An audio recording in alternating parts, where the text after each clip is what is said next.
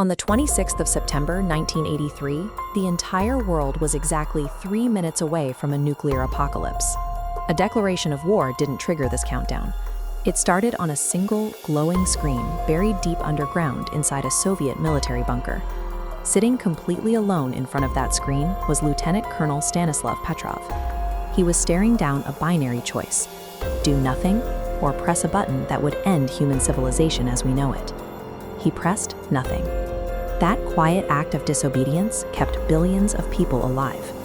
To understand why he made the call he did, we have to look at the massive machinery of the Cold War and how one man managed to break it. This data visualization illustrates the combined nuclear arsenals of the United States and the Soviet Union in 1983. By that year, the two superpowers had stockpiled well over 20,000 active warheads between them. This cyclical logic map demonstrates how their military doctrine actually functioned. It was called Mutually Assured Destruction, or MAD. An initial strike from one side automatically mandated an immediate total counter-launch from the other. By September of that year, paranoia was peaking.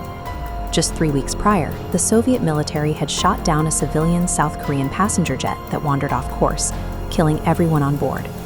Both sides were primed for an attack. Which brings us to Serpukhov 15, a secret Soviet early warning facility. Operators like Petrov sat at these highly systematized control panels, trained to act as unquestioning relays in an automated chain of command. The entire strategy required absolute, frictionless automation. In a system designed to guarantee instantaneous retaliation, human hesitation was viewed as a fatal flaw. Then, just past midnight, Petrov's brand new satellite warning system triggered an alarm. It explicitly detected 5 American nuclear missiles inbound for the Soviet Union. The protocol was absolute. Petrov was obligated to immediately report the detection of the chain of command, an action that would trigger the generals to launch a full-scale Soviet counterstrike. Let's freeze the clock here. Facing a 3-minute deadline, Petrov applied contextual logic to the raw data. This visual comparison illustrates the threat against a realistic attack plan. An American preemptive strike would involve hundreds of missiles designed to cripple Soviet defenses, not 5 isolated targets. 5 missiles made zero strategic sense. He also knew the satellite warning system was brand new. He refused to authorize a catastrophic retaliatory strike based on a single, unverified note in the intelligence network. He immediately looked for corroborating data from the older secondary ground radar systems. The radar screens showed absolutely nothing. Psychologists call this structured skepticism.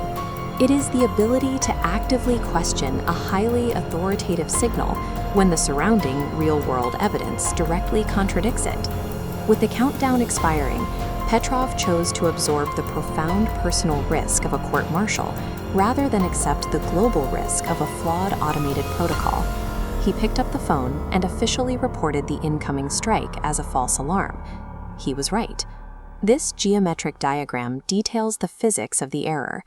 A rare alignment of sunlight reflecting off high-altitude clouds bounced directly into the satellite sensor, creating a perfect false positive for a missile's heat signature. Despite keeping the world intact, Petrov received no medals. He was formally reprimanded for failing to properly complete his paperwork during the incident, and he eventually faded into a quiet retirement. Decades later, when interviewers finally tracked him down and asked him about that night, he consistently brushed off the praise. He told them he wasn't a hero, but simply a man doing his job. But strictly speaking, that wasn't true. Under military doctrine, his literal job was to act as a human relay and blindly report the launch.